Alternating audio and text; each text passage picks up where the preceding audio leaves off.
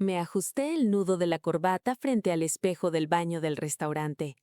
Era una corbata barata, de poliéster, que había comprado en una tienda de descuentos hace 5 años. Contrastaba dolorosamente con el mármol italiano importado de los lavabos y los grifos dorados de La Veta, el restaurante más exclusivo y pretencioso de la ciudad. Me miré a los ojos. Estaban cansados. Las bolsas oscuras bajo mis párpados contaban la historia de un hombre de 72 años que había pasado medio siglo levantándose antes de que el sol se atreviera a salir. Me llamo Antonio. Mis manos no son suaves. Si pasas los dedos por mis palmas, sentirás la geografía de una vida dura. Callos tan gruesos como cuero viejo, cicatrices blancas dejadas por sierras circulares impacientes y nudillos deformados por décadas de agarrar martillos y palas. Soy contratista. Empecé mezclando cemento en una carretilla oxidada y terminé construyendo los cimientos sobre los que se alzan los rascacielos de esta ciudad. Cada dólar que tengo huele a sudor, a polvo de ladrillo y a honestidad. Pero esta noche, en este salón privado que huele a perfume francés y a hipocresía, mis manos eran algo de lo que avergonzarse. Salí del baño y caminé hacia el comedor privado. Las risas resonaban contra las paredes revestidas de caoba. Era la cena de ensayo, la antesala de la boda de mi hijastra, Isabela. Isabela, la niña que conocí cuando tenía 6 años, escondida detrás de las faldas de su madre con los zapatos rotos. La niña a la que enseñé a andar en bicicleta, a la que pagué los frenos dentales, la universidad privada y el coche deportivo que ahora estaba aparcado en la entrada. Hoy, Isabela tenía 26 años y brillaba como un diamante pulido. Llevaba un vestido de cóctel que costaba más de lo que mi padre ganó en toda su vida. Estaba sentada en la cabecera de la mesa, radiante, hermosa y completamente ajena a mi existencia. A su lado estaba Alejandro, mi futuro yerno, un tipo de 30 años con apellido compuesto y una arrogancia que solo tienen aquellos que nunca han tenido que trabajar para pagar una factura de luz. Los padres de Alejandro, los Montenegro, estaban al otro lado de la mesa, hablando en voz alta sobre su casa de verano en los viñedos y sus inversiones en arte abstracto. No tenían tanto dinero como aparentaban. Yo había investigado sus finanzas discretamente, pero tenían el pedigrí, tenían la actitud, y para mi esposa, Elena, eso era todo lo que importaba. Elena, mi esposa, la mujer a la que saqué de un apartamento infestado de cucarachas hace 20 años. Estaba allí, riendo, con una copa de champán en la mano, fingiendo entender los chistes sobre la ópera que contaba la madre de Alejandro. Llevaba el collar de zafiros que le regalé por nuestro aniversario el mes pasado. Ni siquiera me miró cuando me senté de nuevo en mi silla, en el extremo más alejado de la mesa. «Antonio, por favor, no hagas ruido con la silla», susurró Elena sin girar la cabeza, manteniendo su sonrisa congelada hacia los consuegros. Me quedé inmóvil. El camarero se acercó con la cuenta. Por supuesto, se dirigió directamente a mí. En esta sala llena de gente que hablaba de millones, todos sabían instintivamente quién era el único que realmente iba a pagar. El camarero dejó la carpeta de cuero negro a mi lado con la discreción de un enterrador. La abrí. $24,580, por una cena donde apenas había probado bocado porque el nudo en mi estómago no me dejaba comer. Miré el número. Podría haber renovado el techo de una casa con ese dinero. Podría haber alimentado a una familia durante un año. Saqué mi bolígrafo. No era un Montblanc como el que usaba Alejandro para firmar recibos que no pagaba. Era un bolígrafo promocional de mi ferretería local. Firmé el cheque. Mi firma fue firme, pesada. Arranqué el cheque y se lo entregué al camarero. Nadie dijo gracias. Ni una sola persona detuvo su conversación. Era como si el cajero automático hubiera dispensado el dinero y no fuera necesario agradecer a la máquina. Tomé un sorbo de agua. Eso fue cuando Alejandro se levantó. golpeando suavemente su copa con un tenedor de plata. El sonido cristalino cortó el murmullo de la habitación. «Atención, familia, amigos», dijo Alejandro con esa voz ensayada de político. Antes de que el postre sea servido, quería hacer un pequeño brindis y repasar algunos detalles finales para el gran día de mañana. Todos aplaudieron suavemente. Isabela lo miraba con adoración. Elena se secaba una lágrima imaginaria. «Primero quiero agradecer a la vida, por juntarnos a todos aquí», dijo Alejandro, evitando cuidadosamente mencionar mi nombre. «Y tenemos que hablar de la logística de los asientos para la recepción. Ha habido algunos ajustes de última hora para asegurar la simetría visual de las fotos». Alejandro sacó un plano doblado de su bolsillo y lo extendió sobre la mesa, apartando un centro de mesa de orquídeas blancas que costaba $500. «Antonio», dijo, mirándome por primera vez en toda la noche. Su tono era condescendiente, como el de un maestro hablando con un estudiante lento. «Mira, estuvimos revisando el plano con mis padres y con el planificador de bodas.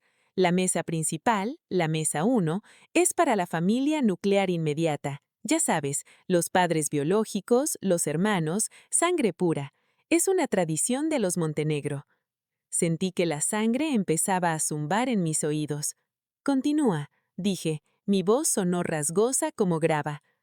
«Bueno, el tema es que estéticamente necesitamos que la mesa principal se vea uniforme, así que pensamos que estarías más cómodo en la mesa 20. Parpadeé lentamente. Conocía el plano del salón de bodas de memoria. Yo había pagado el alquiler del lugar. «Alejandro», dije, manteniendo la calma con un esfuerzo sobrehumano.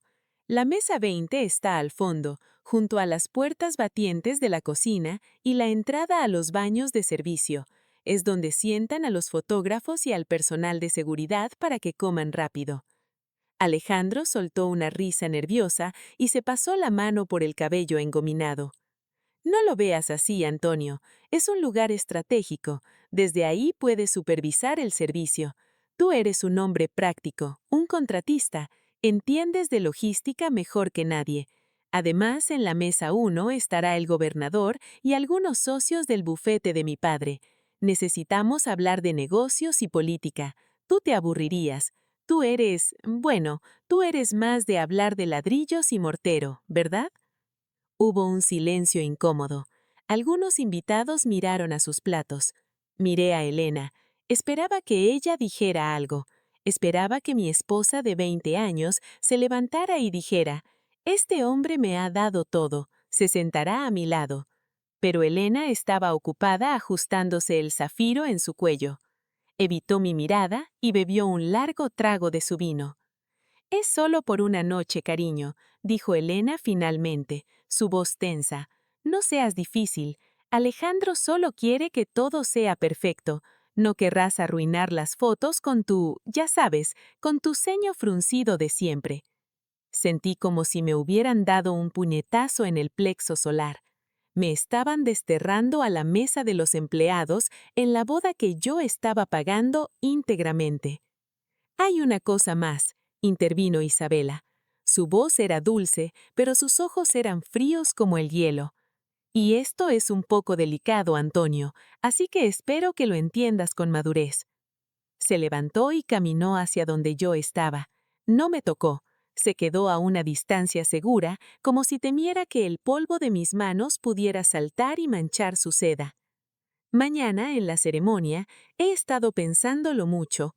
Siempre soñé con que mi papá me llevara al altar. «Yo te he criado desde los 6 años», dije suavemente.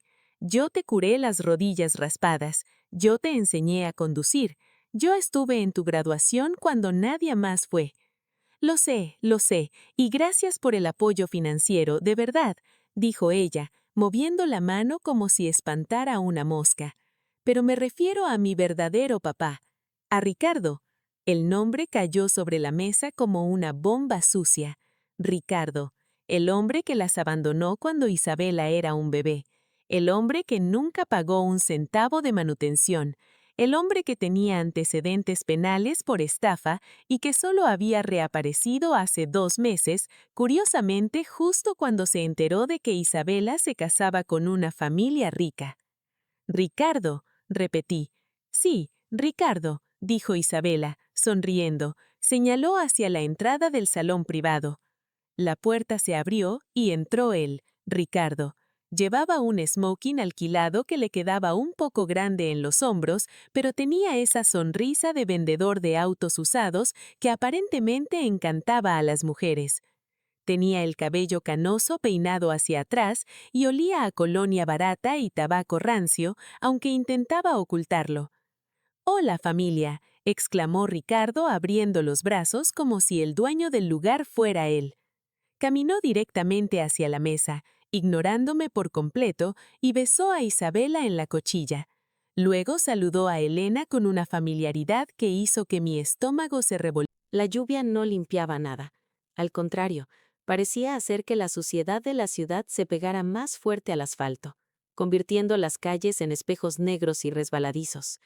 Conducía mi vieja camioneta Ford sin un destino fijo, dejando que el ritmo monótono de los limpiaparabrisas marcara el compás de mi propia desolación. Clac, clac, clac, clac, como un metrónomo contando los segundos que me quedaban de vida familiar. Elena me había dicho que fuera a un motel. Algo discreto, Antonio, había susurrado antes de echarme de la cena. No queremos que los vecinos vean tu camioneta aparcada fuera toda la noche. Podrían pensar que estamos peleados. La ironía era tan amarga que casi podía saborearla. Ella no se preocupaba por nuestra relación, se preocupaba por las apariencias, siempre las apariencias. Fue entonces cuando lo sentí, un pinchazo agudo en el pecho, seguido de una opresión familiar, como si una mano invisible estuviera apretando mi corazón. El estrés. El doctor me lo había advertido. Antonio, a tu edad, la presión alta no es un juego. Y en mi prisa por escapar de esa cena humillante, había cometido un error estúpido, un error mortal. Me había dejado mi medicación para la presión en el cajón de la mesita de noche. Di un volantazo en la siguiente esquina, haciendo chirriar los neumáticos sobre el pavimento mojado. Tenía que volver. No quería. Cada fibra de mi ser se rebelaba contra la idea de volver a poner un pie en esa casa esta noche. Pero no tenía elección. No iba a morir de un infarto en un motel de carretera mientras ellos celebraban mi destierro. Aparqué la camioneta a 2 manzanas de distancia, en una calle oscura y sin salida. Me bajé y me subí la cremallera de la chaqueta hasta la barbilla. La lluvia fría se colaba por mi cuello. Caminé por la acera, manteniéndome en las sombras de los robles que yo mismo había plantado hacía 15 años. Me sentía como un ladrón, un intruso acechando mi propia fortaleza. A medida que me acercaba, el sonido de la música llegó hasta mí. No era música de fondo suave, era reggaetón, a todo volumen. La casa, mi casa, estaba iluminada como un árbol de Navidad. A través de los grandes ventanales de la sala de estar, pude ver sus siluetas moviéndose. No estaban preparando nada para la boda. Estaban de fiesta, una precelebración de su victoria sobre el viejo tonto. Rodeé la casa por el jardín lateral, mis botas de trabajo hundiéndose en el césped empapado. No iba a entrar por la puerta principal. Tenía una llave de la puerta del sótano, una vieja llave de latón que nadie más conocía. Era la entrada que usaba cuando volvía de la obra cubierto de barro. La puerta chirrió levemente al abrirse. Entré en la oscuridad húmeda y silenciosa, cerrando la puerta detrás de mí. El olor a tierra y a hormigón frío me calmó por un instante. Era mi mundo. Subí las escaleras del sótano con el sigilo de un fantasma. Cada escalón de madera crujía bajo mi peso, y cada crujido sonaba como un disparo en el silencio. Salí al pasillo de servicio, cerca de la cocina. Podía oír sus voces ahora, claras y agudas sobre la música. El viejo se lo tragó entero. Era el Alejandro lleno de triunfo. ¿Visteis su para? Parecía un perro al que acababan de echar de la mesa. «Por el fantasma de la ópera», gritó Ricardo y todos estallaron en una carcajada cruel. Mi primer instinto fue subir las escaleras, ir a mi dormitorio, coger mis pastillas y largarme. Pero algo me detuvo. Una voz fría en mi cabeza, la misma que me alertaba cuando los cimientos de un edificio no eran seguros, me susurró que me quedara, que escuchara. Me deslicé por el pasillo hacia mi estudio. Era mi santuario. Las paredes estaban cubiertas de planos, estanterías con libros de ingeniería y las únicas fotos de mis padres que conservaba. La puerta estaba entreabierta. Una luz azul brincaba en el interior. Entré. En mi escritorio, el gran monitor que usaba para revisar los diseños arquitectónicos estaba encendido. Mostraba una vista de varias cámaras. Hace 6 meses, después de un intento de robo en el vecindario, había instalado un sistema de seguridad de última generación. Cámaras de alta definición con audio en todas las zonas comunes. Elena se había quejado del costo. Es una fortaleza, Antonio, no es una casa. Ahora entendía por qué no quería ojos ni oídos extra. Me senté en mi silla de cuero, la que se amoldaba a mi espalda después de un largo día de trabajo. Con un clic del ratón, activé el audio de la cámara del salón principal. La imagen era nítida. Los 4 estaban sentados en el sofá de cuero blanco que yo había importado de Italia, bebiendo mi mejor whisky. Ricardo, con los pies sobre mi mesa de centro de caoba. Entonces, una vez que la boda termine mañana y los Montenegro se vayan, empezamos fase 2, dijo Elena, arremolinando el hielo en su vaso. Hablé con el doctor Ramos esta mañana. Mi corazón dio un vuelco. El doctor Ramos era mi médico general. Está de acuerdo en que tus lapsus de memoria y tus ataques de ira son preocupantes, continuó Elena haciendo comillas en el aire. Dijo que después de la boda firmará los papeles para una evaluación psiquiátrica completa, y con mi testimonio y el de Isabela, conseguiré la tutela legal en menos de un mes. ¿Y eso significa que podemos vender esta posigla?, preguntó Ricardo dando una palmada en el cojín del sofá. Le debo mucho dinero a gente muy impaciente. Significa que yo controlaré todos los activos, corrigió Elena fríamente. La casa, las cuentas bancarias y, lo más importante, la empresa, Constructora Caldwell. Sentí que el aire abandonaba mis pulmones. No querían solo mi casa, querían mi legado, la empresa que había construido con mis propias manos, desde la nada. Mi padre dice que la constructora, una vez liquidada, podría valer unos $4 millones, intervino Alejandro con los ojos brillando de codicia. Incluso si la vendemos rápido, es suficiente para que todos vivamos como reyes. Ricardo paga sus deudas y nos vamos a vivir a Mónaco. ¿Y qué pasa con Antonio?, preguntó Isabela. Por un segundo una estúpida esperanza se encendió en mí. Más bien que ella. Lo meteremos en las acacias, dijo Elena desestimando la pregunta con un gesto. Es ese asilo estatal a las afueras, barato, deprimente, y las visitas están muy restringidas. Con el diagnóstico de demencia senil, nadie hará preguntas. Pensarán que estamos haciendo lo correcto por él. Le diremos que es un hotel de retiro. No se dará ni cuenta. Estará tan drogado con los sedantes que le darán que pensará que está en el paraíso. Me quedé paralizado mirando la pantalla. Vi a mi esposa, a la hija que había criado y a los 2 hombres que iban a ocupar mi lugar, conspirando para enterrarme en vida. No era solo una traición, era una sentencia de muerte. El dolor en mi pecho ya no era por el estrés, era el hielo de la verdad apuñalando mi corazón. Vi todo, lo oí todo. Vi a mi esposa reírse cuando Ricardo bromeó sobre cambiar el nombre de mi empresa a Constructora Montenegro. Vi a Elena calcular en una servilleta cuánto dinero sacarían de la venta. El dolor desapareció. La tristeza se evaporó. En su lugar creció algo frío, duro y afilado. Era la claridad de un hombre que ha perdido todo y por lo tanto ya no tiene nada que temer. Con manos que, sorprendentemente, ya no temblaban, saqué mi teléfono del bolsillo.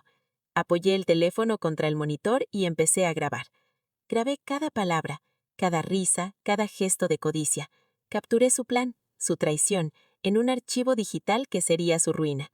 Cuando terminaron de hablar y pusieron la música de nuevo, apagué la grabación. Guardé el teléfono. Me levanté de mi silla. Ya no necesitaba mis pastillas para la presión.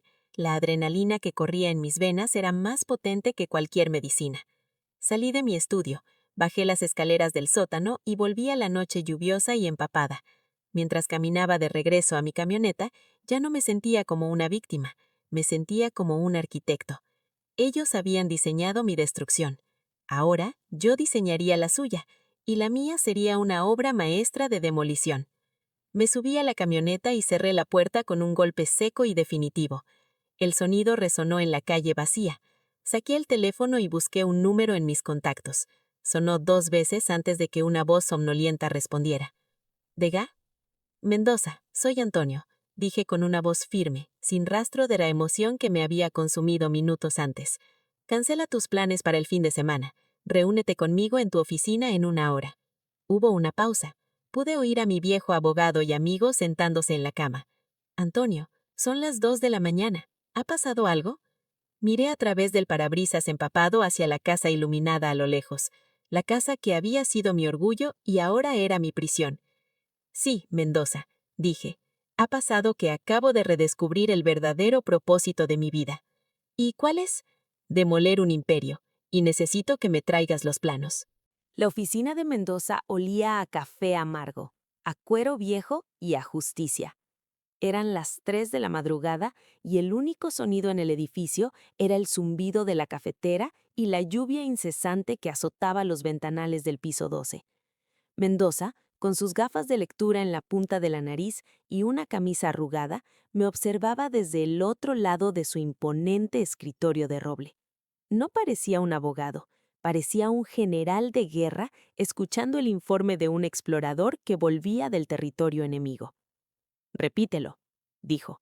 Su voz era un susurro grave. Quiero oírlo de nuevo. No dije nada, simplemente pulsé el botón de play en mi teléfono otra vez.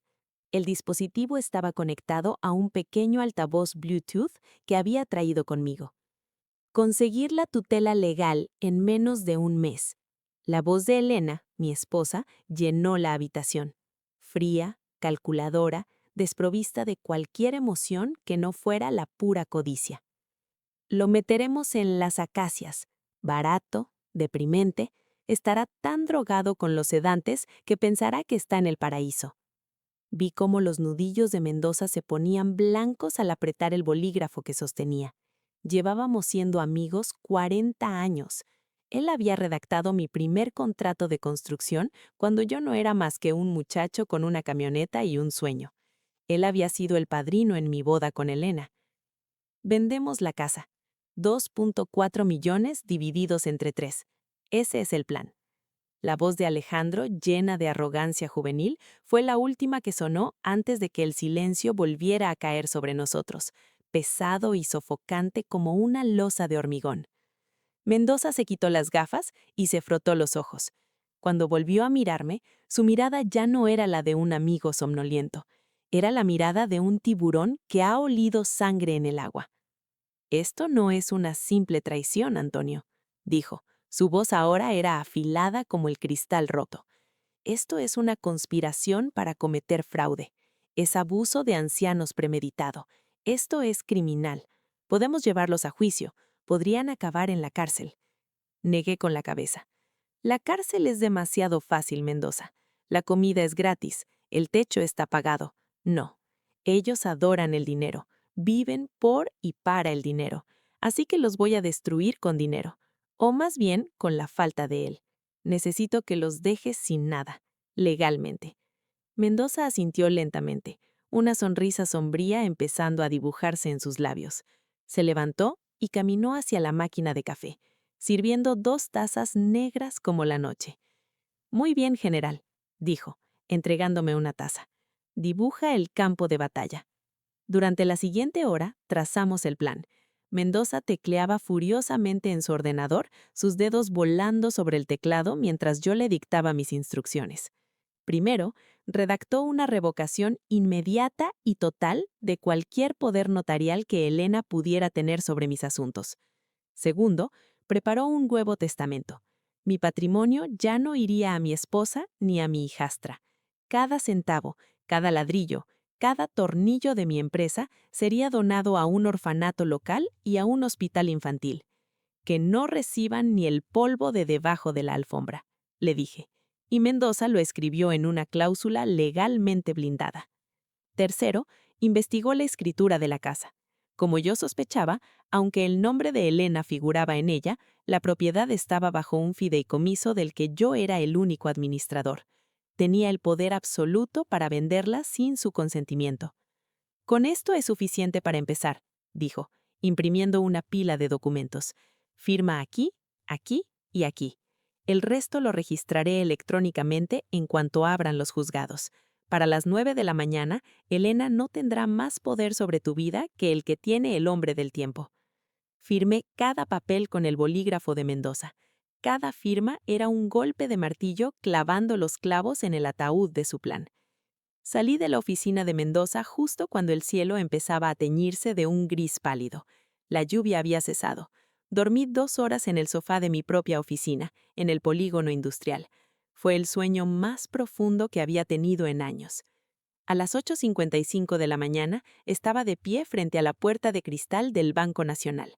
La gerenta, la señora Díaz, me vio y me saludó con una sonrisa a través del cristal. Llevaba 30 años siendo cliente de ese banco. Ella había aprobado el primer préstamo para mi empresa. Cuando las puertas se abrieron, fui el primero en entrar. «Antonio, qué sorpresa», dijo, saliendo de su despacho. «Vienes a retirar efectivo para los regalos de última hora de la boda, ¿verdad? ¡Qué emoción!». «Buenos días, Clara», dije. Mi voz era calmada. «Vengo a hacer algunos ajustes en mis cuentas, pero no tienen nada que ver con la boda». Nos sentamos en su despacho. El aire olía a café recién hecho y a papel moneda. «Quiero retirar todos los fondos de la cuenta conjunta O0588 y transferirlas a una nueva cuenta personal solo a mi nombre». Deslicé mi identificación sobre la mesa. Clara parpadeó. Tecleó en su ordenador. Su sonrisa profesional vaciló. «¿Toda la cuenta, Antonio? Hay un saldo de $287,450. Para una transacción así, normalmente necesito la firma de ambos titulares, de Elena también». Me incliné hacia adelante, manteniendo el contacto visual. «Clara, tú y yo sabemos cómo estructuré esa cuenta hace 20 años. Yo soy el titular principal. Elena es una beneficiaria secundaria. La ley me permite vaciar la cuenta unilateralmente. Revisa los estatutos». Ella siguió tecleando, con el ceño fruncido. Sus ojos se abrieron un poco más al leer la pantalla. Tragó saliva. «Tienes razón, Antonio. ¿Pero estás seguro? ¿Ha pasado algo?» «Solo estoy reestructurando mis finanzas, Clara». No ofrecí más explicaciones. «Necesito un cheque de caja por el importe total, y quiero que dejes la cuenta abierta pero con un saldo de 0. 0.00. Ella no hizo más preguntas. El respeto profesional superó la curiosidad personal. Imprimió el cheque. El sonido de la impresora matricial zumbando fue la sinfonía más dulce que había escuchado en mucho tiempo. Me entregó el cheque. Se sentía pesado en mi mano. Era el peso de la libertad. «Una cosa más», dije, guardando el cheque en el bolsillo interior de mi chaqueta. «Las tarjetas de crédito». Clara suspiró anticipando el siguiente golpe. «La tarjeta Visa Infinite y especialmente la American Express Centurion, la negra. Quiero que las canceles, ahora mismo». Ahora sí que parecía alarmada. «Pero Antonio, esas tarjetas tienen usuarios autorizados. Tu esposa, tu hija.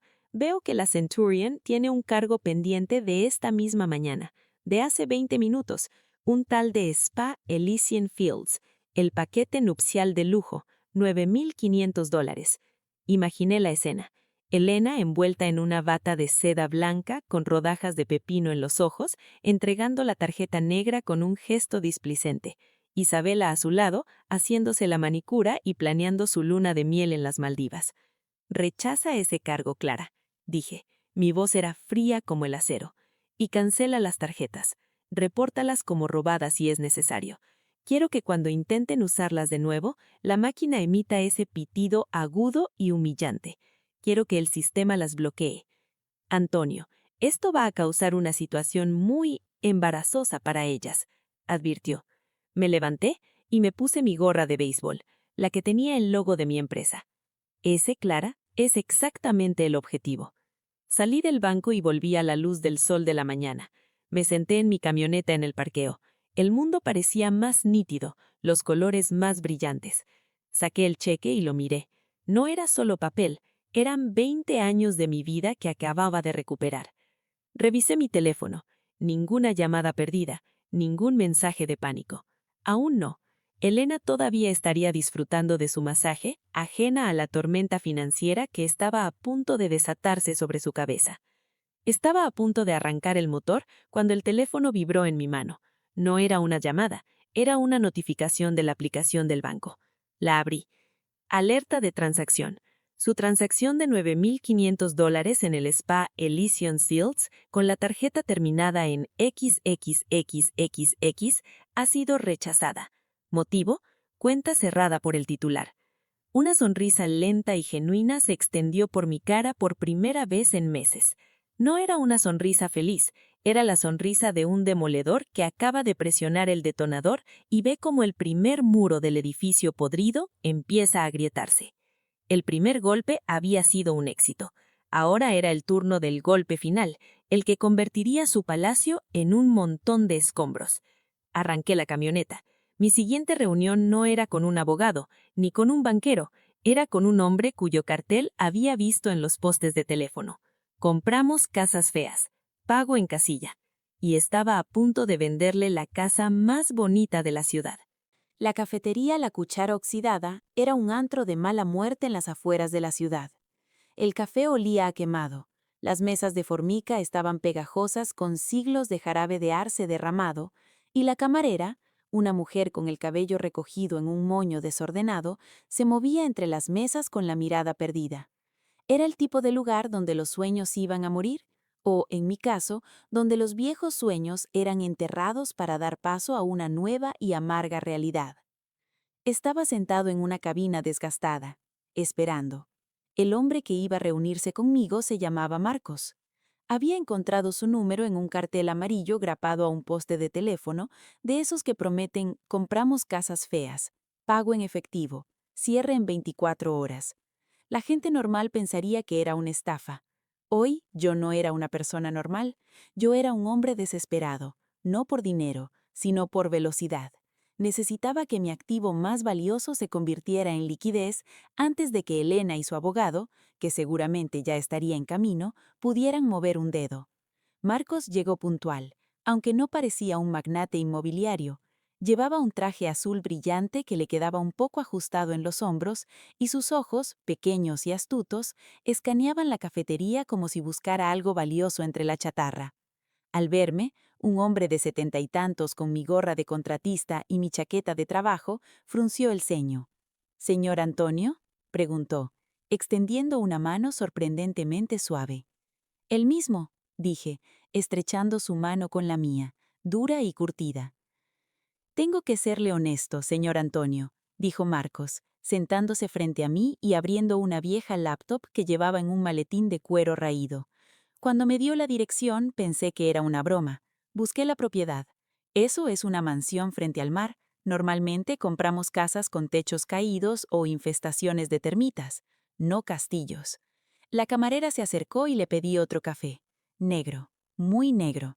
«No es una broma, Marcos», dije. «La casa está en perfectas condiciones. La construí yo mismo. Cimientos sólidos, cableado de cobre, pisos de madera noble.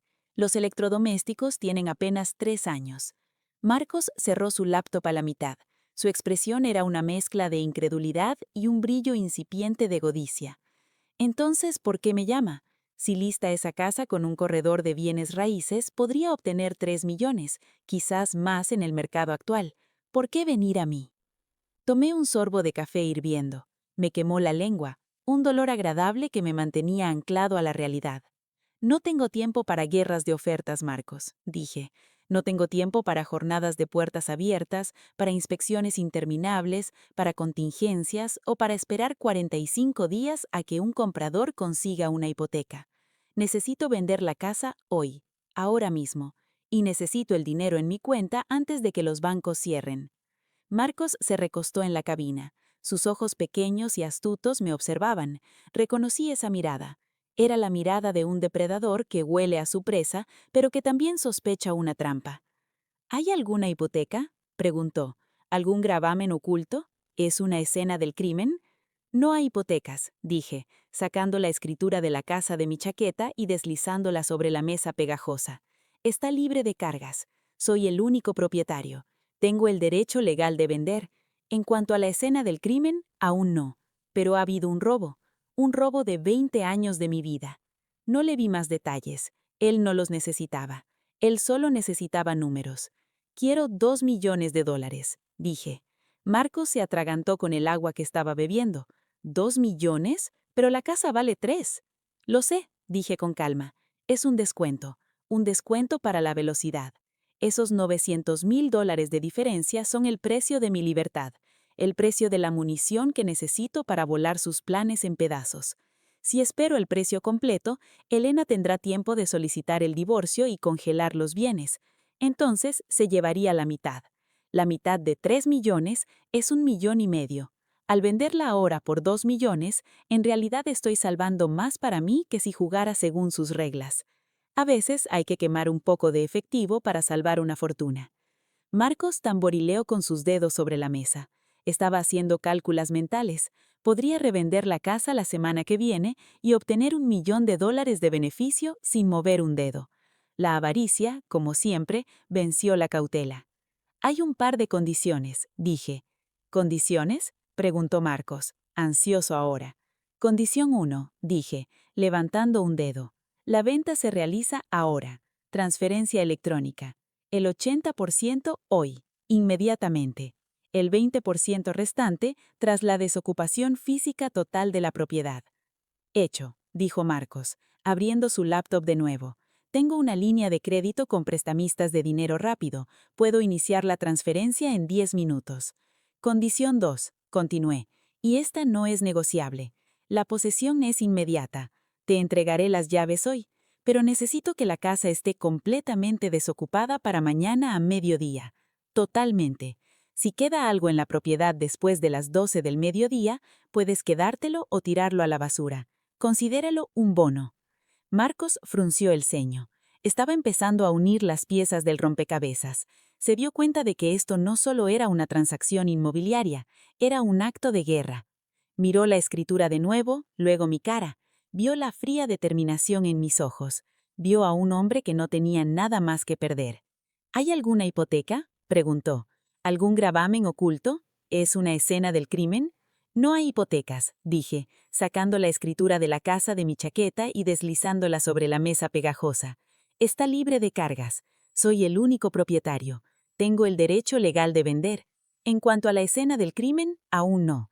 Pero ha habido un robo de 20 años de mi vida. No le vi más detalles. Él no los necesitaba. Él solo necesitaba números. Quiero $2 millones, dije. Marcos se atragantó con el agua que estaba bebiendo. ¿2 millones? Pero la casa vale 3. Lo sé, dije con calma. Es un descuento para la velocidad. Esos $900,000 de diferencia son el precio de mi libertad, el precio de la munición que necesito para volar sus planes en pedazos. Si espero el precio completo, Elena tendrá tiempo de solicitar el divorcio y congelar los bienes. Entonces se llevaría la mitad. La mitad de 3 millones es 1,5 millones.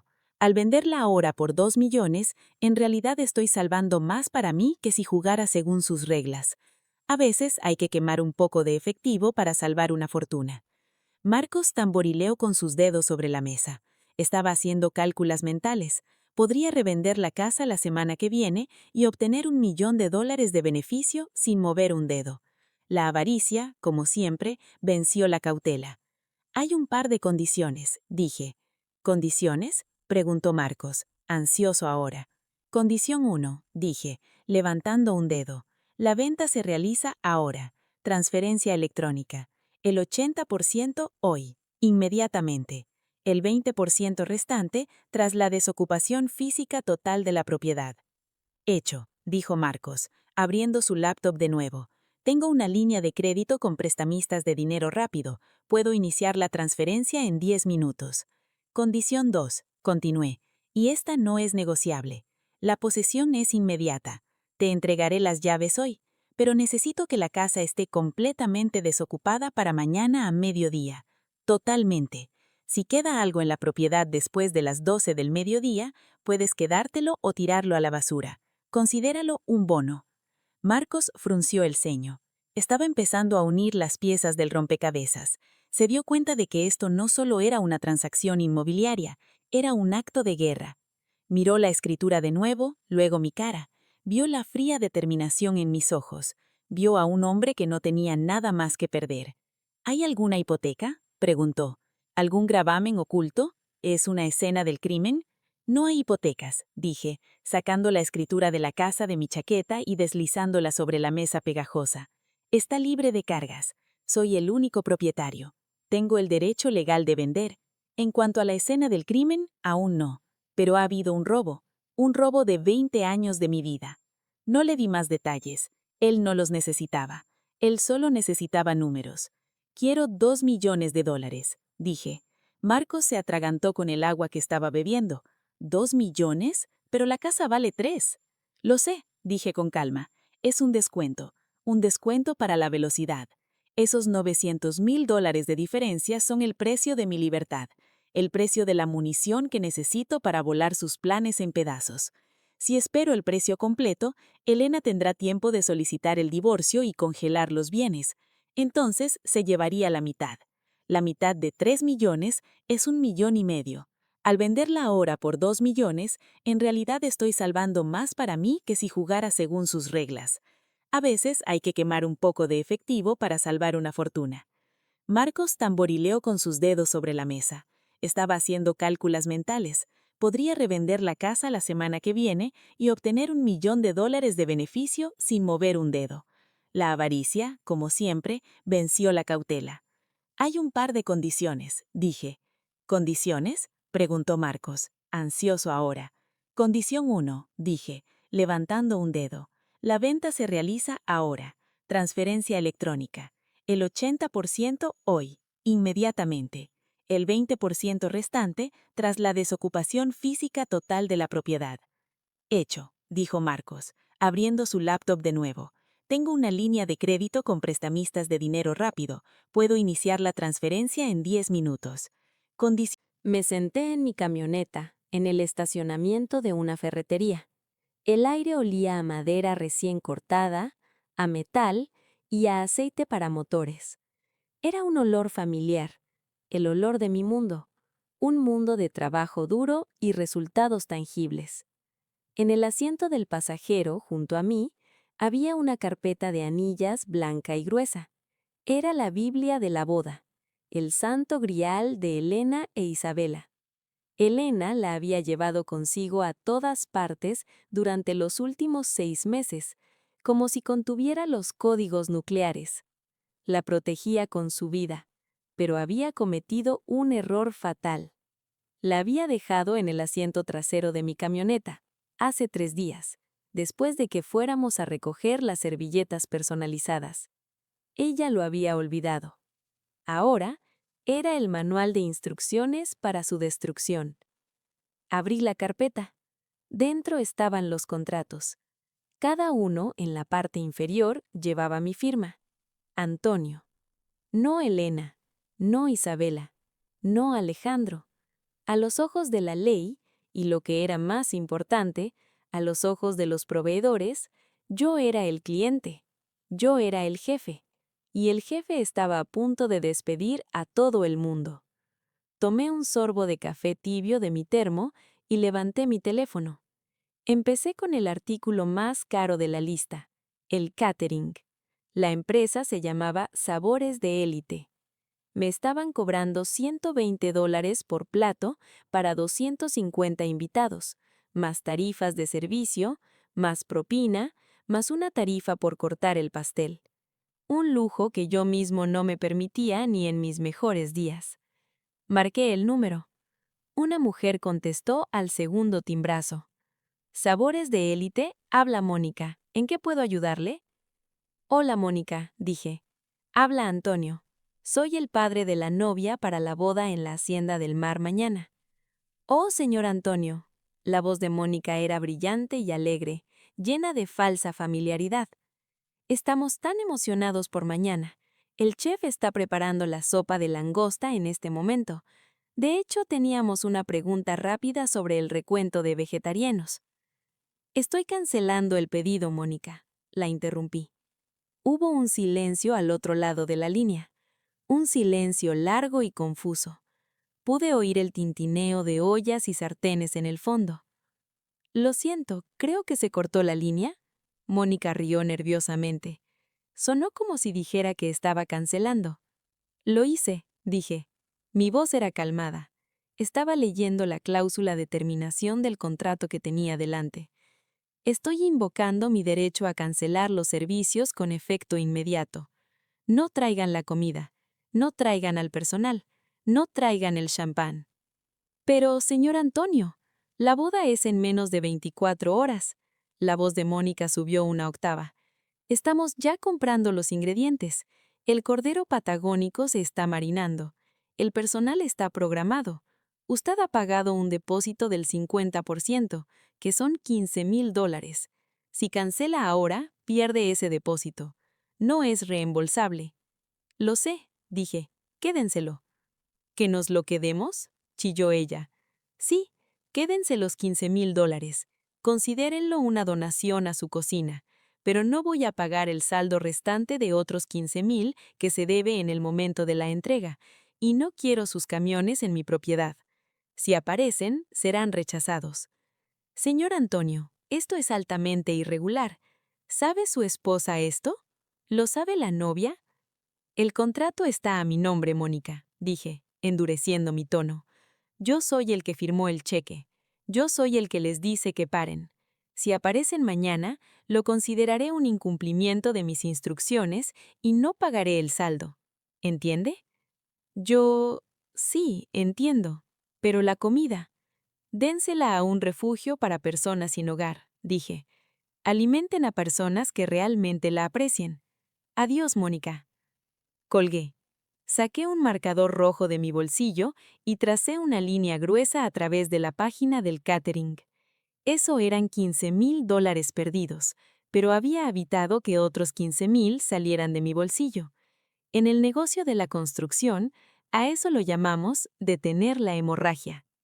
El siguiente en la lista era el florista. Pétalos de lujo. Marqué. Esta conversación fue más corta. El dueño, un hombre llamado David, intentó discutir conmigo. Me dijo que las orquídeas exóticas importadas de Tailandia acababan de llegar. Me dijo que yo estaba arruinando el arte. David, dije, interrumpiéndolo, no me importa el arte, me importa la factura. Te pagué un depósito de $18,000. Quédatelo. El saldo restante de 12,000 se queda en mi cuenta bancaria. No entregues las flores. «¿Pero qué se supone que haga con 2,000 rosas blancas?», gritó David. «Envíalas al hospital», dije. «Envíalas al asilo de ancianos del condado vecino. Estoy seguro de que a los residentes de las Acacias les encantaría recibirlas». Colgué antes de que pudiera responder. La mención de las Acacias me dio una satisfacción sombría. Elena quería enviarme allí. Bueno, ella podría enviar sus flores allí en su lugar. Pasé la página. La banda, Los Reyes del Swing, una orquesta de 12 músicos que Alejandro insistió en tener porque un DJ era demasiado común. Llamé al líder de la banda. «No vengan», dije.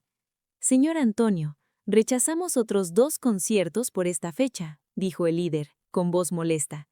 «Y tienen un depósito no reembolsable de $5,000 para consolarlos. Disfruten su sábado libre. Vean un partido de fútbol. Simplemente no aparezcan en mi casa». Estaba en una racha. Estaba cortando el presupuesto como un machete a través de la maleza. El fotógrafo, el videógrafo, la empresa de alquiler de mantelería fina y los platos con borde de oro. Los llamé a todos.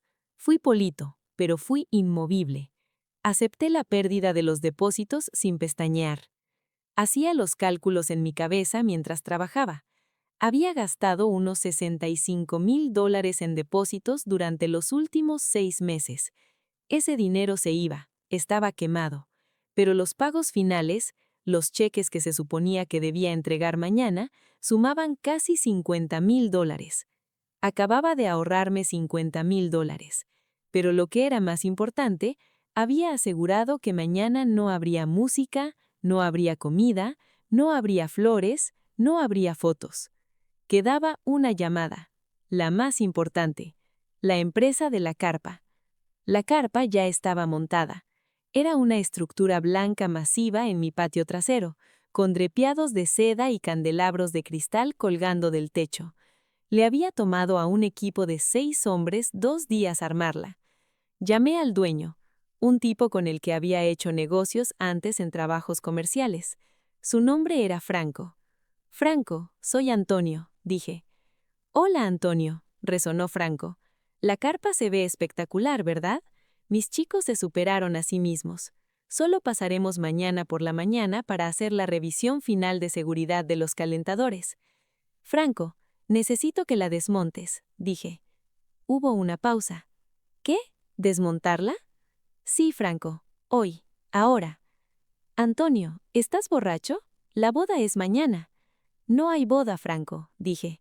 Y lo que es más importante, vendí la casa esta mañana. El nuevo propietario toma posesión mañana al mediodía. Quiere el patio despejado. ¿Vendiste la casa así? ¿Con la carpa montada? Antonio. Mira, Franco, sé que esto es una molestia. Sé que normalmente cobras por desmontajes de emergencia. Sea cual sea la tarifa de horas extra para tu equipo, duplícala. Yo la pagaré, pero esa carpa tiene que haber desaparecido antes del anochecer. Franco suspiró. Él sabía que yo era un hombre de palabra. Él sabía que siempre pagaba mis valetas. Está bien, Antonio, si hablas en serio, puedo tener un equipo allí en una hora, pero te va a costar $4,000 extra. Hazlo, dije. Y Franco, sí, deja la pista de baile. ¿La pista de baile? Preguntó confundido. Sí, el subsuelo de contrachapado que pusiste sobre el césped.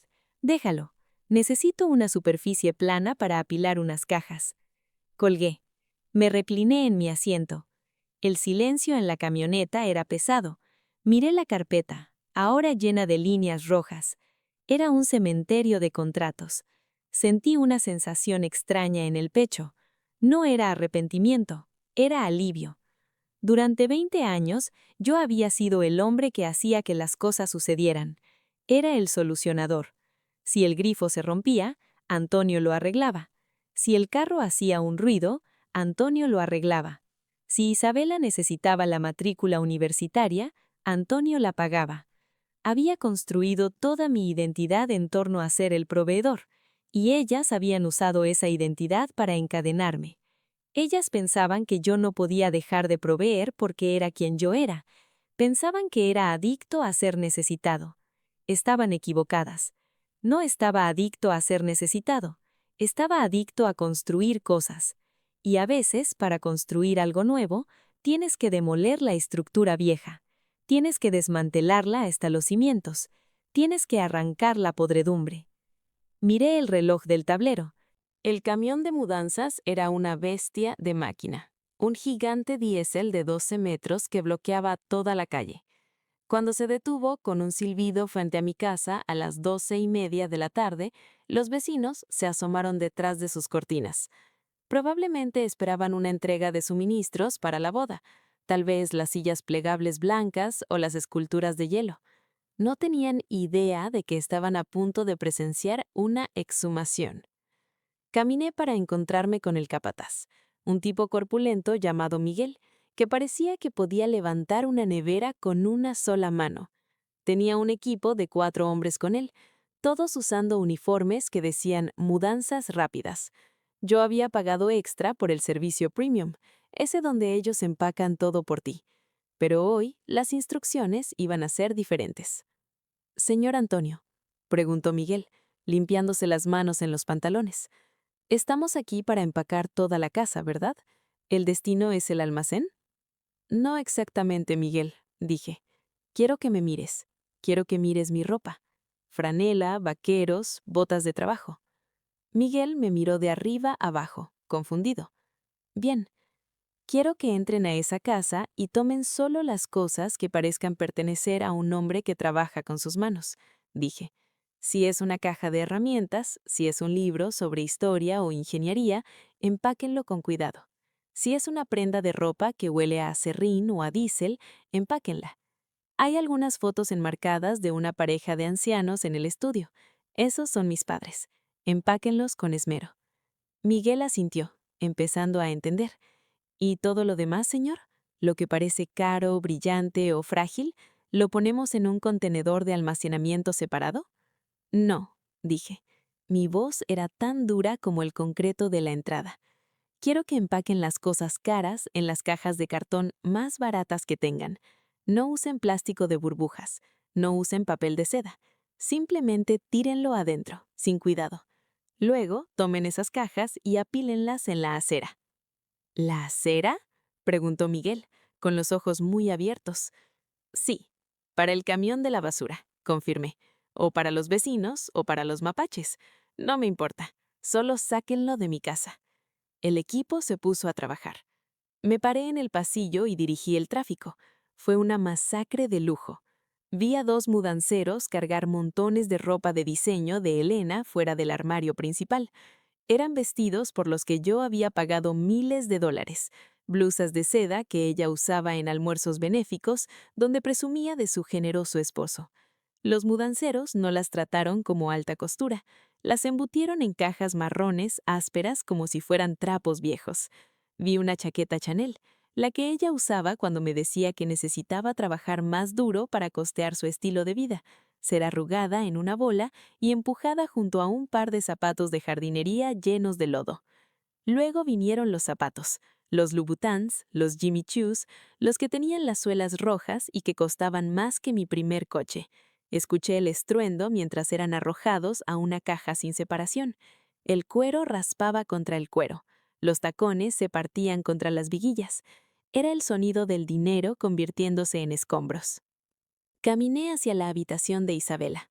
Era un santuario a su ego, pósteres de ella misma, trofeos de participación y pilas de ropa que había usado una vez y desechado. En la esquina, colgado en una bolsa de plástico protectora, estaba el vestido de novia de repuesto. Era un vestido de recepción, un modelo más corto y coqueto que planeaba usar para la parte de baile de la noche. Había costado $4,000. Un joven mudanciero lo alcanzó delicadamente. Debería colgar este en una caja de armario, señor. Parece un vestido de novia. Miré el encaje blanco. Representaba todo lo que Isabela era. Superficial, costosa y, en última instancia, no era mi problema. Enciérralo en una caja, dije. Pero, señor, se arrugará. Dóblalo por la mitad y mételo en una caja de platos, ordené. Va para la acera. El chico parecía aterrorizado, pero lo hizo. Tomó el vestido, lo dobló con torpeza y lo metió en una caja destinada a platos cocina. Vi la tela blanca desaparecer en la oscuridad del cartón. Nos movimos por la casa como langostas. Fui al garaje y reclamé mi vida, mi sierra de mesa, mi taladro de columna y mi colección de cepillos de mano antiguos. Estos eran mis amigos. Estas eran las herramientas que habían construido esta vida y eran las únicas leales a mí. Vi a los mudanceros envolverlas cuidadosamente en mantas pesadas. Ellos entendían el valor de una buena herramienta. Trataron mi sierra con más respeto del que trataron el joyero de Elena. Cuando los artículos personales fueron despejados, comenzamos con la casa en sí. Yo había vendido la casa, pero el contrato decía que los accesorios estaban incluidos. Sin embargo, conocía muy bien la definición de un accesorio. Una bombilla es un consumible. Una cortina es una decoración de ventana. Instalé mi escalera en la sala de estar. El techo tenía 6 metros de altura. Subí y desatornillé cada bombilla LED de la iluminación empotrada. Yo las había instalado. Eran bombillas regulables de alta eficiencia, que costaban $20 cada una. No iba a dejarlas. Las dejé caer en una bolsa. Luego bajé las cortinas. Estas eran cortinas de terciopelo muy pesadas y forradas con seda. Las arranqué de los varillos. El sonido de los ganchos desgarrándose de la tela fue satisfactorio. Arrojé las pilas pesadas de terciopelo al suelo. «Pon esas en la acera también», dije a Miguel. Para las 3 de la tarde, la casa estaba irreconocible. Ya no era un hoguer, era una cáscara vacía. Las paredes estaban desnudas, dejando cuadros pálidos donde solían colgar cuadros. Los suelos estaban polvientos. Las ventanas estaban desnudas, dejando entrar la dura luz de la tarde que revelaba cada rasguño y marca en las tablas del piso. Afuera, la acera parecía un vertedero para los ricos y famosos. Había 50 cajas apiladas al azar. Un bolso Hermes Birkin asomaba por la parte superior de una caja, expuesto a los elementos. Un par de aretes de diamantes que Elena había dejado en la mesita de noche probablemente estaban rodando en el fondo de una caja llena de revistas viejas. Era una pila de riqueza que parecía basura, porque sin el amor y el respeto para sostenerla, eso es todo lo que siempre fue. Le pagué a Miguel en casija. Le di a cada uno de los mudanceros una propina de $100. Ustedes hicieron un buen trabajo. Trabajo rápido. Miguel miró la pila en la acera, luego la casa, luego a mí. Señor, si no me molesta que pregunte, ¿su familia va a regresar por la pila? Mi familia está en el camión, Miguel. Enseñé a los cajones de herramientas. Esa pila en la acera, esos son solo gastos generales. El camión se alejó, dejándome solo en el silencio. Caminé por las flamipaciones una última vez. Mis pasos resonaban ruidosamente en la madera. Fui a la cocina. Este era el corazón de la casa. Aquí era donde yo había cocinado el desayuno los domingos por la mañana. Aquí era donde Elena se sentaba bebiendo vino mientras yo lavaba los platos. Las encimeras de granito estaban desnudas. La nevera estaba vacía. Incluso me había llevado las bandejas de cubos de hielo. Caminé hacia mi camioneta y agarré los 2 artículos que había guardado para el final. Traje una mesa plegable de plástico blanco y chica. Era barata, inestable y manchada de pintura. La había usado en sitios de trabajo para sostener planos. La instalé justo en el centro de la huella de la isla de cocina. Se veía ridícula en medio de la espaciosa habitación, una pequeña isla de pobreza en un mar de vacío. Luego tomé el sobre. Era un sobre manila grueso. Adentro estaban las copias de los recibos, el recibo por la cancelación de la boda, el recibo por la venta de la casa, la transcripción de las conversaciones que había grabado en el sistema de seguridad y la impresión de la consulta al asilo Las Acacias que Elena había hecho. Coloqué el sobre en el centro exacto de la mesa de plástico. Tomé un marcador permanente negro y escribí una palabra en el exterior del sobre en grandes letras de bloque. Liquidación final. Di un paso atrás. La escena era perfecta. La casa vacía, la pila de lujo rechazado afuera, la única mesa barata con la factura final. Revisé mi reloj. Eran las 4 de la tarde. Elena e Isabela estarían terminando su almuerzo tardío después del spa. Estarían aquí en 30 minutos. Caminé hacia la puerta principal. Salí y la cerré con la llave maestra que le había dado al inversor. Deslicé la llave debajo del felpudo. Ya no era mi llave. Caminé por la entrada, pasando la montaña de cajas en la acera. Una lluvia ligera empezaba a caer. Vi una gota de agua golpear la seda del vestido de novia de repuesto de Isabela, donde la solapa de la caja se había abierto. No cerré la caja. Me subí a mi camioneta y encendí el motor. No miré atrás. No me sentí triste. Me sentí limpio. Me sentí como si acabara de terminar un trabajo de demolición, y el sitio estaba finalmente despejado, listo para construir algo nuevo. Pero yo no sería el que construiría aquí. Conduje hasta el final de la cuadra y estacioné a la vuelta de la esquina. No me iba todavía. Necesitaba verlo. Necesitaba presenciar el momento en el que se dieran cuenta de que el banco de Antonio estaba cerrado para siempre. Apagué el motor y esperé. La lluvia se hizo más fuerte, empapando las cajas de cartón, convirtiendo sus preciosas pertenencias en un desastre empapado y lamentable. El escenario estaba listo. Los actores estaban en posición y el acto final estaba por empezar. 10 minutos después, el limo Mercedes blanco giró en la calle. Me senté en la cabina de mi camioneta con el motor apagado y las ventanas abiertas lo suficiente para dejar entrar el sonido. La lluvia se había convertido en una llovizna constante, del tipo que te empapa hasta los huesos en Seattle. Tenía una línea de visión clara hacia las puertas principales de la propiedad. La ceremonia estaba programada para las 4 de la tarde, pero el equipo de peluquería y maquillaje se suponía que llegaría a las 10 de la mañana. Sin embargo, la familia llegó temprano. Un limo blanco, alargado y ostentoso, del tipo que grita «dinero nuevo y mal gusto», dobló la esquina. Era masivo, ocupando todo el ancho de la calle residencial.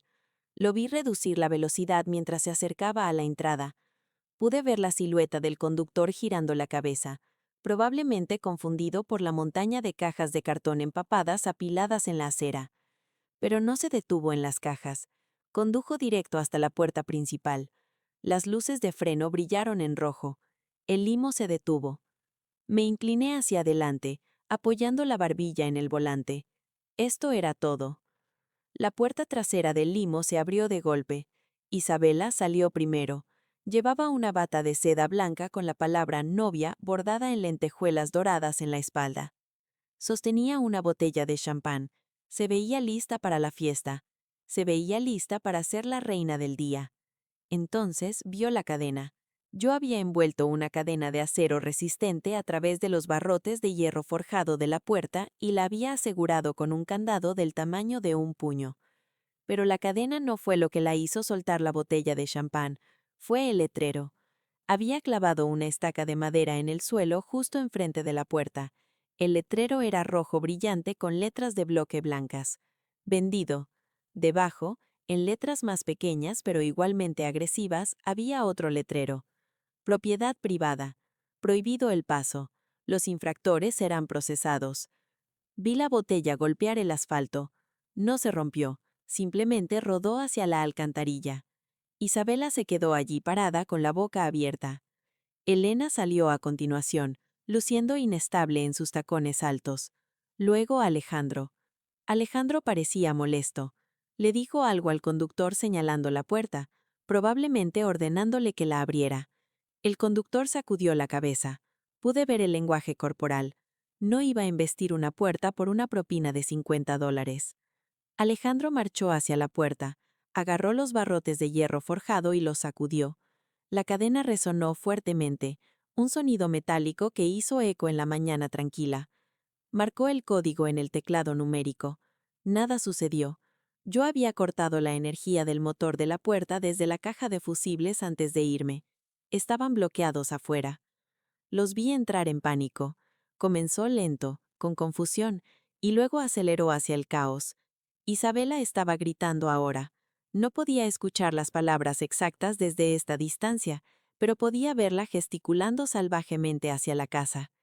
Elena estaba en su teléfono, marcando frenéticamente. Mi teléfono permanecía en el asiento del pasajero. Había bloqueado sus números hacía horas. Alejandro hizo algo estúpido. Intentó escalar la puerta. Llevaba mocasines caros y pantalones de trabajo.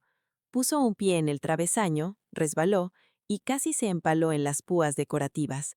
Cayó de espaldas sobre el pavimento mojado, arruinando sus pantalones.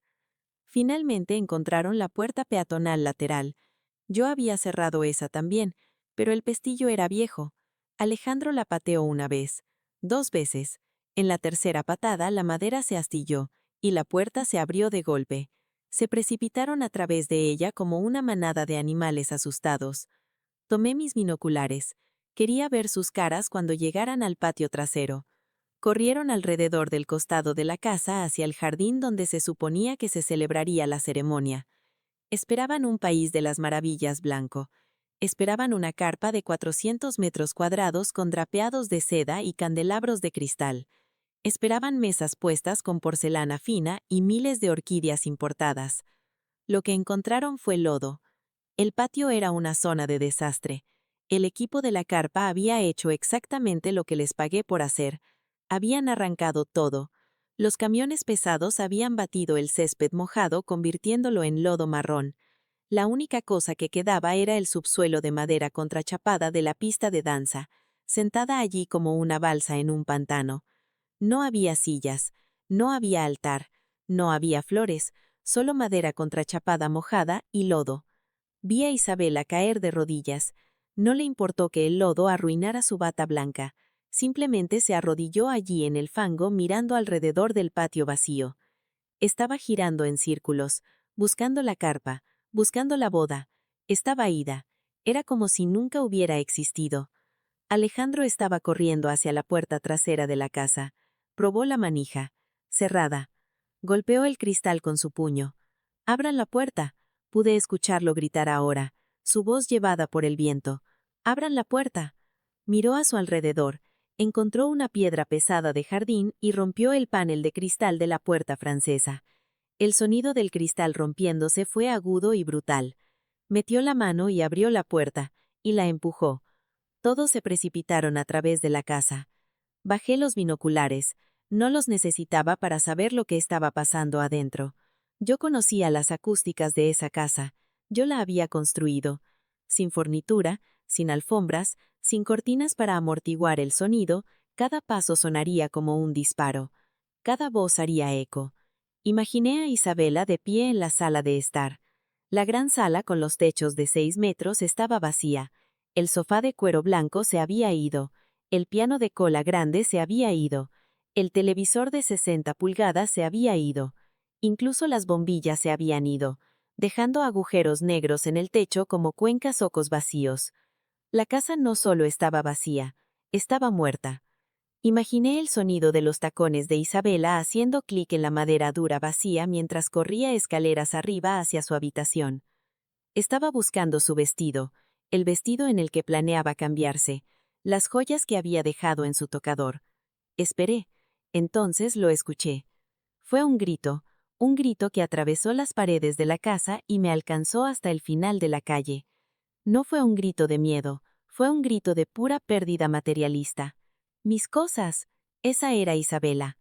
Luego vi a Alejandro salir disparado por la puerta principal. Estaba sosteniendo su teléfono, la cara roja de rabia. Estaba caminando de un lado a otro en el porche. Abrí mi ventana un poco más para escuchar. ¿Qué quiere decir con cancelado? Estaba gritando al teléfono. Estoy aquí, la boda es en 6 horas. Estaba llamando al planificador, o tal vez al catering. No, yo no lo cancelé, gritó. Escuchó por un momento y luego se quedó silente. Se congeló. ¿El señor Antonio lo canceló? Repitió. Su voz era más tranquila ahora, choqueado. Él firmó el contrato. Él tiene el derecho. Bajó el teléfono lentamente. Miró la pantalla del teléfono como si lo hubiera traicionado. Luego miró la casa. Miró el letrero de vendido en la puerta. Las piezas estaban cayendo en su lugar. El tent misante, la puerta cerrada, la casa vacía, la cancelación. No era un error, no era una broma, era un desalojo. Elena salió al porche a continuación. Se veía más pequeña de lo que nunca la había visto. Estaba aferrándose al marco de la puerta para apoyarse. No estaba gritando. Estaba mirando la entrada al lugar donde su Lexus usualmente se sentaba. No estaba allí. Se quedaron de pie en el porche de la casa vacía, los tres, la reina, la princesa y el príncipe. Pero no tenían castillo, no tenían súbditos, y lo más importante, no tenían tesorería. Vi a Isabela correr para unirse a ellos. Estaba histérica. Agarró a Alejandro de las solapas de su chaqueta y lo sacudió. «Arregla esto», gritó. «Arregla esto en este momento. La gente está viniendo. El gobernador está viniendo». Alejandro la empujó. «No hay nada que arreglar, Isabela», gritó él de vuelta. «Se acabó. Él lo canceló. Él vendió la casa». «¿Vendió la casa?», chilló Isabela. «Él no puede vender la casa. Es mi casa». «Es su casa, idiota», gritó Alejandro. «Él paga por todo». Y tomó el dinero y corrió. Tomó el dinero. Esa frase pareció colgar en el aire. Se quedaron en silencio por un momento, la lluvia empapándolos hasta la piel. Entonces, como guiados por una sola terrible idea, todos se volvieron y miraron hacia dentro de la casa.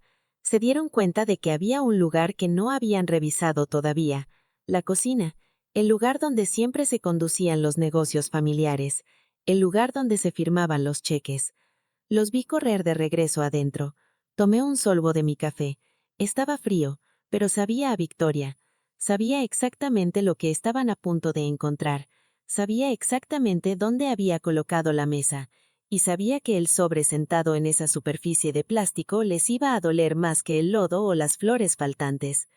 El sobre contenía la verdad, y la verdad, como dicen, te hará libre, pero primero te destruirá. Puse la camioneta en marcha. Quería estar más cerca para el final. Rodé la camioneta hacia adelante lentamente, deteniéndome justo al otro lado de la calle, frente a la puerta. Quería verlos cuando salieran con ese sobre. Quería que me vieran. El escenario estaba listo, los actores estaban en posición, y el acto final estaba a punto de comenzar. Giré la llave en la cerradura de la puerta trasera. El mecanismo hizo un clic ruidoso en el silencio de la casa vacía, un sonido como el martillo de una pistola siendo amartillado. Empujé la puerta y entré en la cocina. Se congelaron. Elena, Isabela y Alejandro estaban parados en un triángulo apretado cerca de donde solía estar la isla central. antes de que el granito hubiera sido despojado de cada electrodoméstico y accesorio. Se giraron para enfrentarme. Yo no llevaba el smoking del que querían que me avergonzara. No llevaba la franela de contratista que había usado antes para mover las cajas. Llevaba mi equipo de pesca, un chaleco impermeable con bolsillos llenos de señuelos, pantalones cargo de color caqui cómodos y un sombrero que había visto días mejores. Parecía un hombre que estaba listo para pasar una tarde tranquila en el lago, no un hombre que caminaba hacia los escombros de una familia. «¡Antonio!», gritó Elena. El sonido atravesó la habitación vacía, rebotando en las paredes desnudas y magnificando su histeria. Corrió hacia mí. Sus tacones repiquetearon violentamente en la madera dura. Su cara era una máscara de rímel corrido y manchas rojas. Parecía una mujer que estaba viendo su vida quemarse y trataba de apagar el fuego con su aliento. «¡Estás loco!», chilló, deteniéndose a solo unos centímetros de mi cara. Levantó una mano como para abofetearme, pero algo en mis ojos la hizo detenerse. Vio algo que no había visto en 20 años. Vio a un extraño. «Vendiste la casa, cancelaste la boda. ¿Tienes alguna idea de lo que has hecho? El gobernador está en camino. Los padres de Alejandro aterrizan en 1 hora. Nos has humillado». No parpadeé, no retrocedí.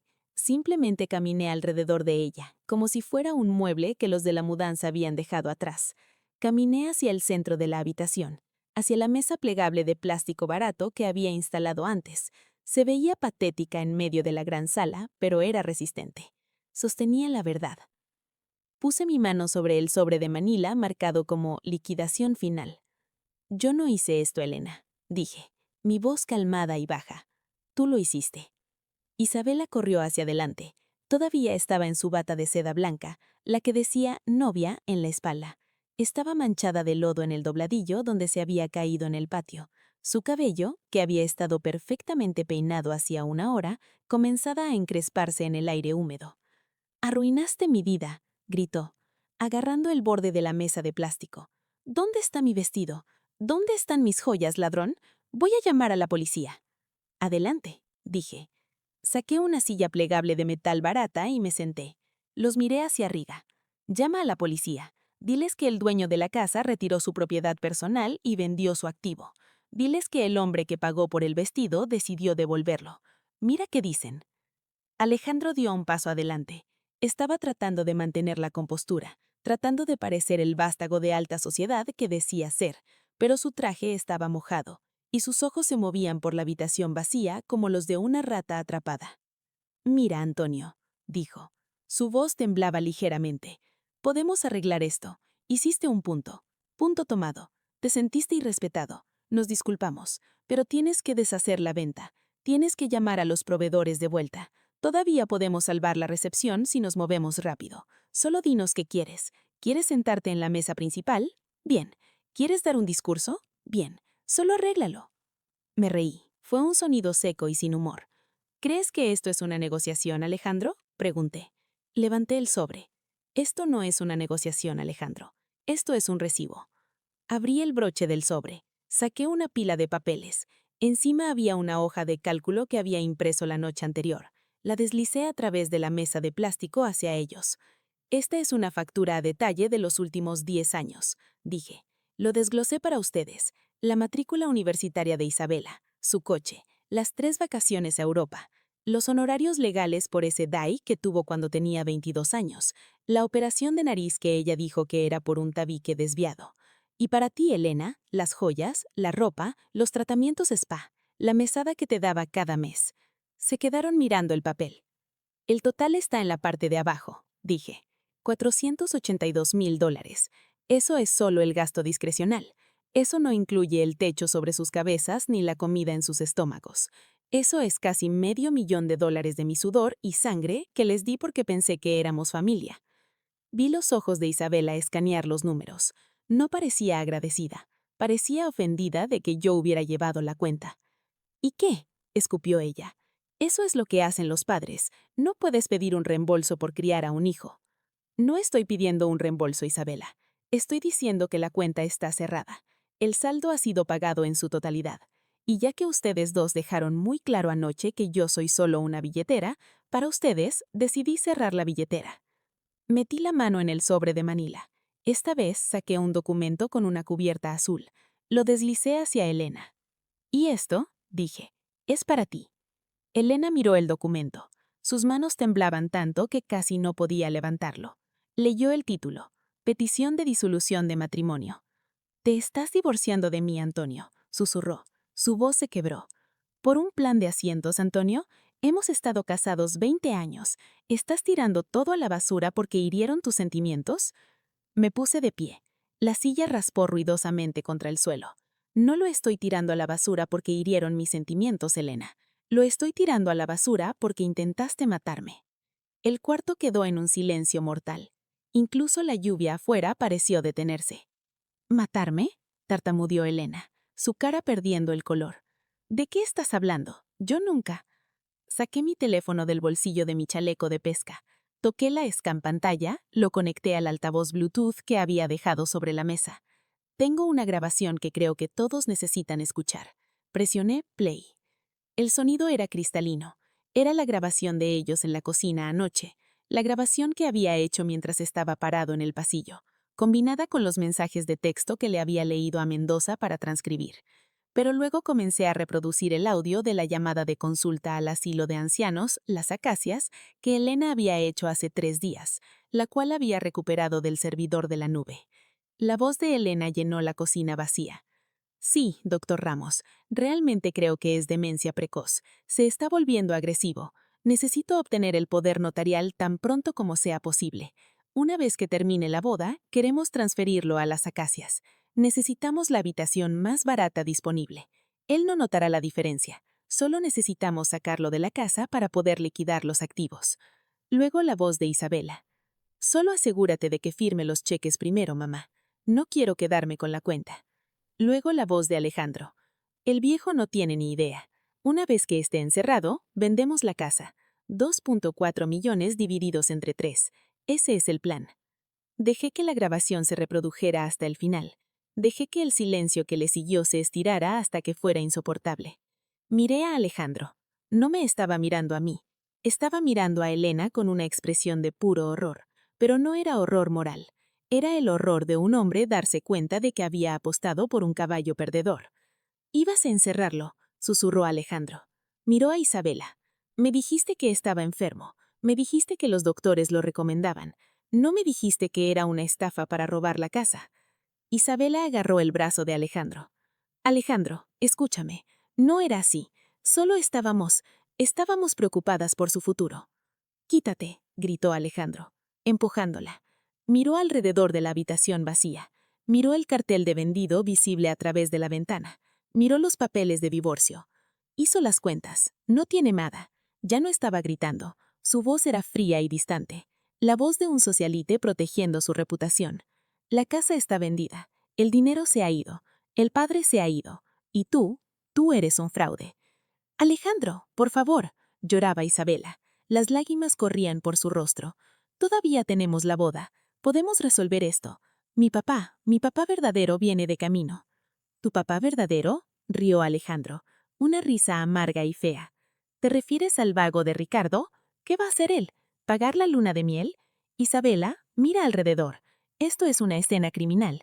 Tu madre intentó estafar a su esposo. ¿Crees que la familia Montenegro quiere una novia cuya madre está a punto de ser investigada por abuso de ancianos y conspiración?» Se ajustó su chaqueta mojada. Se alisó el cabello. «La boda se cancela, Isabela», dijo. No gritó. Deslizóse de rodillas agarrándose a sus piernas. «No puedes. Los invitados están viniendo». «Diles que den la vuelta», dijo Alejandro. Liberó su pierna de su agarre con una patada. «Y no me contactes. Mi abogado se pondrá en contacto para recuperar el anillo». Se volvió hacia mí. No se disculpó. No parecía avergonzado. Simplemente asintió de un hombre de negocios a otro, reconociendo una maniobra superior. «Jugaste una buena mano, Antonio», dijo. Luego salió. Lo vi salir por la puerta trasera, a través del lodo, y desaparecer alrededor de la casa. Isabela estaba acurrucada en una bola en el suelo frío, sollozando en la madera dura. Su bata blanca estaba arruinada. Su vida estaba arruinada.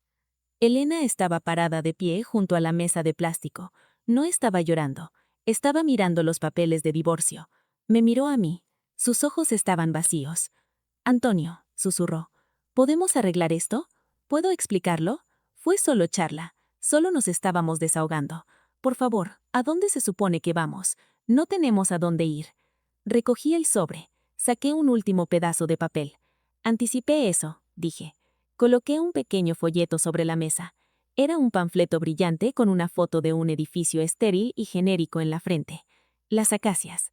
Leí el título en voz alta. Hice una reserva para ti, Elena, dije. No para una habitación,